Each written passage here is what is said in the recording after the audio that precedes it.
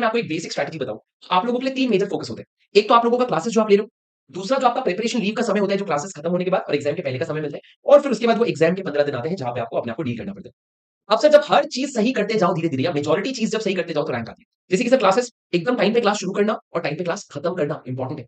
Class में सही से नोट्स बनाना इंपॉर्टेंट है, क्लास के साथ साथ रिविजन करना इंपॉर्टेंट है, और क्लास एकदम टाइम पे खत्म करना इंपॉर्टेंट है। ये चारों चीजें सबसे पहली स्टेप होती है अपने रैंक की तरफ। सर उसके बाद आ जाओ प्रिपरेशन लीव पे। प्रिपरेशन लीव पे क्या करना होता है आप लोगों को? सर सबसे पहले तो बहुत बहुत सॉलिड प्लानिंग करनी होती है। सर प्लानिंग इतना स्मार्ट प्लानिंग करना होता है ना कि मैं किस तरीके से अपने आने वाले समय को यूटिलाइज करने वाला हूं। प्लान जो है वो रीजनेबल भी होना चाहिए, कि अचीवेबल भी होना चाहिए, और उस प्लान को एग्जीक्यूट भी करना होता है पूरा।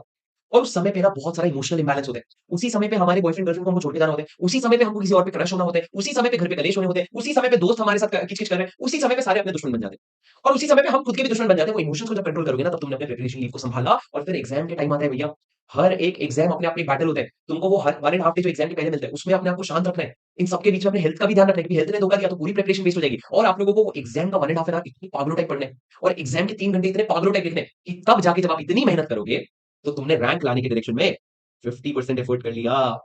क्या बात कर रहे हो सर? हाँ, क्योंकि बाकी 50% होता है सर नसीब का। बाकी 50% होता है नसीब का। तुम सोचो, आज अगर मुझसे मैं तो अपनी दम पे मेहनत कर रहा हूँ। अगर जिस बार मैं एग्जाम लिखने जा रहा हूँ, अगर उस बैच में मान लो कोई एकदम ही शानदार स्मार्ट बच्चे बैठे, एकदम ही नेक्स्ट लेवल इंटेलिजेंट बच्चे बैठे, तो मैं क्या करूँगा? मेरी रैंक नहीं आ पाएगी। पर भगवान की दुआ से अगर उसी अटेम्प्ट में बच्चे थोड़े कम होशियार बैठे, या मैंने उनसे ज्यादा मेहनत कर ली, तब जाके मेरी रैंक आएगी। बाकी बच्चे कितना मेहनत कर रहे हैं, ये तो हर अटेम्प्ट पे डिफरेंट डिफरेंट होते हैं। हर अटेम्प्ट पे रैंक का कट ऑफ भी डिफरेंट डिफरेंट होते हैं। तो भैया हमको ये समझना पड़ेगा कि हम क्या करें सर। सबसे पहले तो रैंक के लिए रैंक का सोच के पढ़ना छोड़ दो। अभी मैं बोलूंगा तो बहुत क्रिंज हो जाएगा, पर सर एक चीज जो थ्री इडियट्स में उन्होंने सबसे सही बोली थी ना, सक्सेस के पीछे मत भागो, परफेक्शन के पीछे भागो। आप जिस दिन अपना बेस्ट दे दोगे ना, सक्सेस झक मार के तुम्हारे पीछे आ जाएगी। ऐसा उसने अलग कुछ बोला था, पर मैंने ये समझा कि भैया you don't have to focus on the goal. Goal is not AIR, AIR, AIR. Goal is not. Goal is to become the smartest chartered accountant in India. That is the overall goal. AIR is just a part.